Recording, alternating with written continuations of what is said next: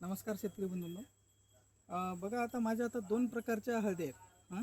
आता काही शेतकरी म्हणतात की बाबा सुरुवातीचे म्हणजे हे पान जे आहेत असे करपायलेत हे बघा. तर साहेब माझ्या हळदीला सड लागली का? तर मित्रांनो हे असं करपणं म्हणजे सड नसते. कारण तुम्ही बघू शकता याच्या खाली कुठंही तुम्हाला शेवटपर्यंत पान करपलेलं दिसत नाही, बरोबर ना? हे लेट ब्लाईटचा प्रकार असतो हा जो आहे लेट ब्लाईटचा. कारण याच्या खाली काहीच प्रॉब्लेम नाही. हे बुरशीनाशकनं कंट्रोल होते, कारण खाल्ल्या साईडनं जर फवारणी केली तर कंट्रोल होते. तर हाच प्रकार आहे की नाही, जर असं याच्याकडे आपण बघितलं तर आपल्याला वरच्या पानाच्या साईडला बघा थोडंसं अचानक शेंड्याकडून सुकून गेल्यासारखं दिसतंय बघा. दिसतंय का? तर याच्यामध्ये एकदम भक्क कलरचा जर एकदम डाग असला असता आणि गोल दिसला असता तर हे करप्याचा वाटला असता, पण हे करप्याचा नाही. तर हे जेव्हा आम्हाला वरून दिसलं असं तेव्हा आम्ही काय केलं, याच्या उपटून बघितलं याला आणि याच्या बुडाला बघितले. तर याच्या बुडाला बघा मूळकूज आणि कंदकूज दोन्ही एकसाथ लागलेली दिसली आपल्याला. दोन्ही सुद्धा आहे. आता या साईडचे जे बघितले आम्ही एकदम कंदकूज आहे.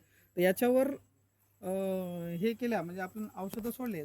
याच्यावर बघा जवळपास मेटालॅक्झिल 35% आपण 500 ग्राम सोडले. व्हॅलिडामायसिन 500 ml सोडले.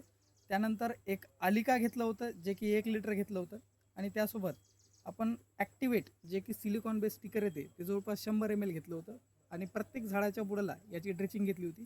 याच्यामुळं आपल्याला काय झालं माहीत आहे का? हे जे नवीन येणारे जे आहेत याला सड लागली नाही बघा. आता ही पूर्णपणे निरोगी आहे. बघू शकते पांढरं शिपट दिसते, हे निरोगी आहे. आणि तिथले तिथं थांबून गेली ही सड. दिसतंय का? हे पांढरे आहेत. जे अगोदरचे झाले ते झाले, म्हणजे याच्या एक्झॅक्ट बाजूचा जो आहे तो कंद कुजला होता. आता हा सुद्धा कुजलेला आहे, पण याला लागलेलं नाही. कारण हे बघा इथं इथं सुद्धा पांढरं दिसतंय, म्हणजे याला टच सुद्धा करू शकला नाही. हाच फरक आहे की बाबा तुम्हाला वेळेच उपाययोजना केल्यानंतर काय रिझल्ट येतो वगैरे. तर मित्रांनो, कंदकूज लवकर ओळखायची आणि त्याच्यावर लवकर उपाययोजना करायचा, हाच एक सर्वात महत्त्वाचा आजचा मुद्दा होता. धन्यवाद.